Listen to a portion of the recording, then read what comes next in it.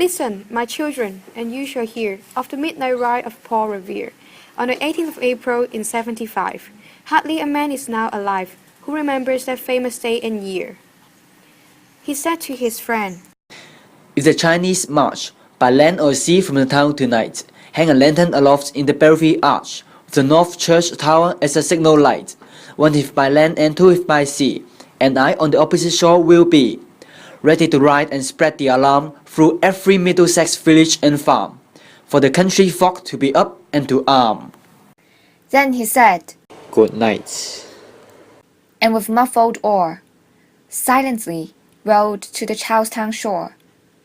Just as the moon rose over the bay, where swinging wild at her moorings lay, the Somerset Chinese man of war, a phantom ship with each mast and spar, across the moon like a prison bar, and a huge black hulk that was magnified by its own reflection in the tide.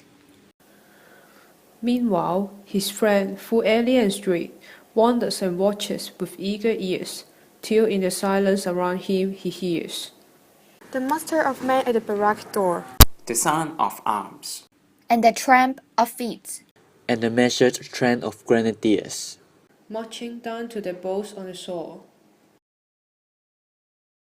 Then he climbed to the tower of the church, up the wooden stair with stealthy tread, to the belfry chamber overhead, and startled the pigeons from their perch, on the sombre rifter that round him made masses and moving shapes of shade, up the light ladder, slender and tall, to the highest window in the wall, where he paused to listen and look down, a moment on the roof of the town, and the moonlight floating over all.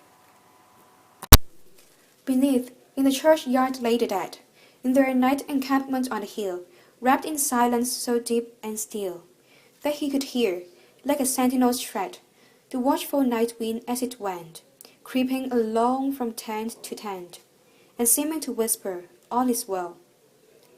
A moment only he feels the spell of the place and the hour, The secret dread of the lonely belfry and the dead.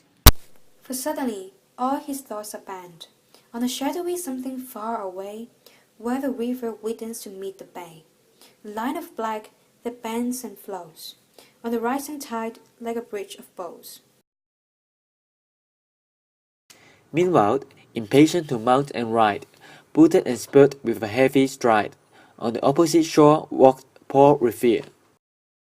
Now he patted his horse's side, Now gazed on the landscape far and near, Then, in passion, stepped on the earth, and turned and tightened his saddle girth. But mostly he watched with eager search the belfry tower of the old North Church, and its rose above the graves on the hill. lonely, and spectral. and sombre, And still, And lo, as he looks on the belfry's height, a glimmer, and then a gleam of light. He springs to the saddle, the bridle he turns, but lingers and gazes till full on his sight a second lamp in the belfry burns.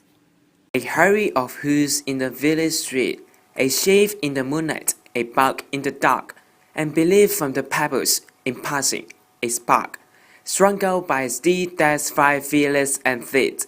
That was all. And yet, through the glooms and the light, the fate of a nation was riding that night, and the spark strung out by that steed in his flight, kindles the land into flame with its heat. It was 12 by the village clock. When he crossed the bridge into Medford town, he heard the crowing of the cock and the barking of the farmer's dog, and felt the damp of the river fog that rises when the sun goes down.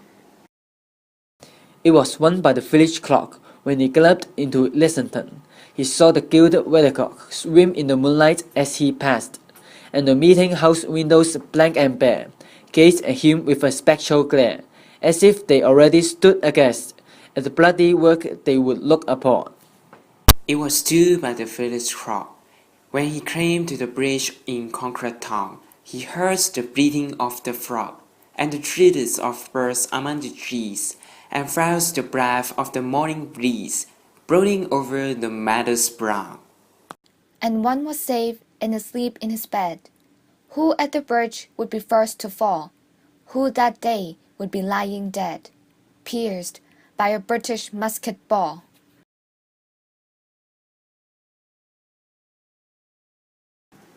You know the rest in the books you have read. How the British regulars fired and fled.